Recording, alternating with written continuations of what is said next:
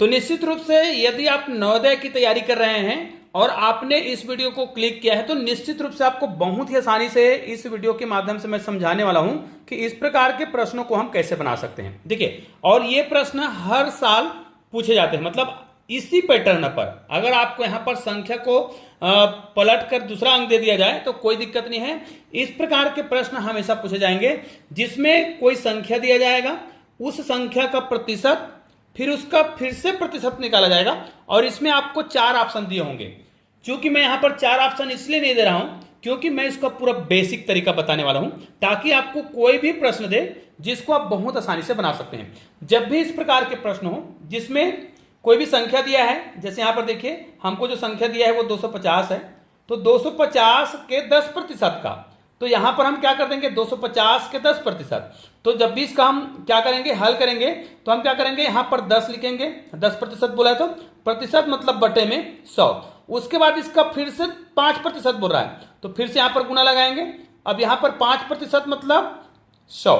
यहां पर बच्चे क्या गलती करते हैं, चूंकि प्रतिशत दिया है तो प्रतिशत मतलब वो एक ही बार क्या करता है बटे में 100 करता है, लेकिन हमें यहां पर 2 बार प्रतिशत दिया है तो 10% का 10/100 होगा, 5% का 5/100 होगा। अब इसको हम हल करेंगे तो चाहे तो यहां पर एक जीरो को एक जीरो से कटा देंगे, एक जीरो को एक जीरो से कटा देंगे, बहुत ही आसानी से आपका उत्तर बन चुका है। कैसे?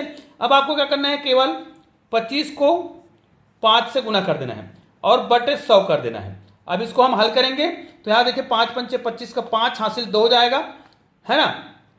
फिर 5 दूनी 10 और हासिल 2 था उसको हम जोड़ देंगे तो कितना हो जाएगा, इस प्रकार यहां पर 125 हो गया। इसको हमें भाग देना है 100 से। निश्चित रूप से आपको 4 ऑप्शन दिए होंगे, उन 4 ऑप्शन में आप बहुत आसानी से सिलेक्ट कर सकते हैं। अब इसको हम क्या करेंगे 100 से भाग देंगे।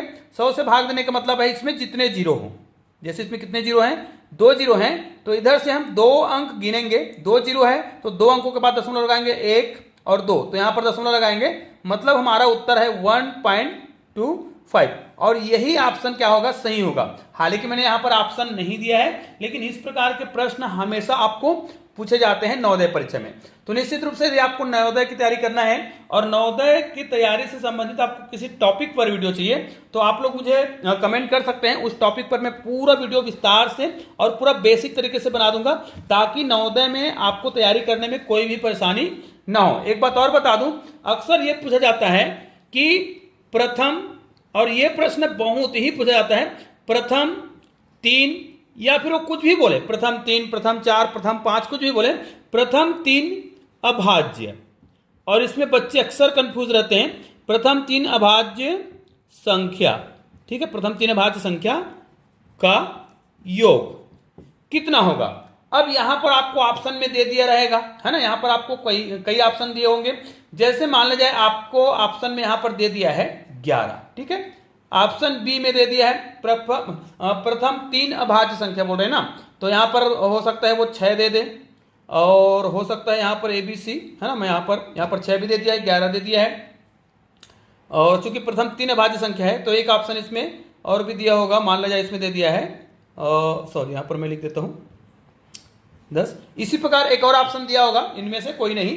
तो इस प्रकार के प्रश्नों को बनाने के लिए आपको केवल बेसिक फार्मूला जानना है, बेसिक इनके जो तथ्य है उनको समझना है। जैसे यहां पर बोल रहा है अभाज्य संख्या, सबसे पहले आपको यह देख लेना है अभाज्य संख्या किसे कहते हैं, है ना। अभाज्य संख्या किसे कहेंगे, वह संख्या जो स्वयं से भाग जाए और 1 से भाग जाए, उसके अलावा वो किसी भी संख्या से भाग ना जाए।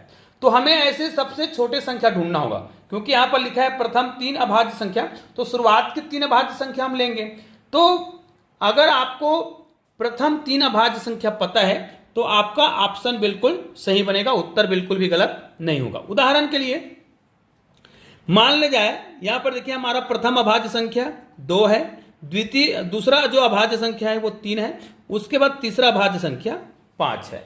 अगर आपको पता होता कि प्रथम अभाज्य संख्या 2 है तो आप इसका उत्तर तुरंत दे पाते, लेकिन कई लोग नहीं समझ पाते हैं कि प्रथम अभाज्य संख्या 2 है ना, क्योंकि उन लोग इसको नहीं मानते हैं और 3 को प्रथम अभाज्य संख्या मान लेते हैं, 3, 5 और इसको हम क्या कर देंगे 7 कर देंगे, इनको जोड़ देता है और उत्तर गलत आता है। याद रखिए प्रथम जो 3 अभाज्य संख्या उसका हम योग करेंगे तो आपको क्या करना है, इतना याद रख लीजिएगा, दो जो है सबसे छोटी अभाज्य संख्या है ना, अर्थात ये प्रथम अभाज्य संख्या है। अर्थात आपको याद रखना है कि 2 जो है अभाज्य संख्या है, उसके बाद 3 है, उसके बाद 5, लगातार 3 संख्या हो गया।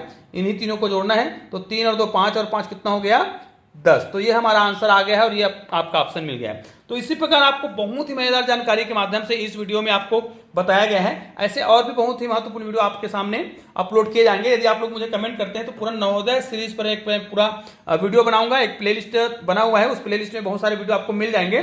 तो चलिए, आपने चैनल को सब्सक्राइब नहीं किया होगा, चैनल को सब्सक्राइब करके बेल आइकन को प्रेस कर दीजिएगा और ऑल को टच कर दीजिएगा।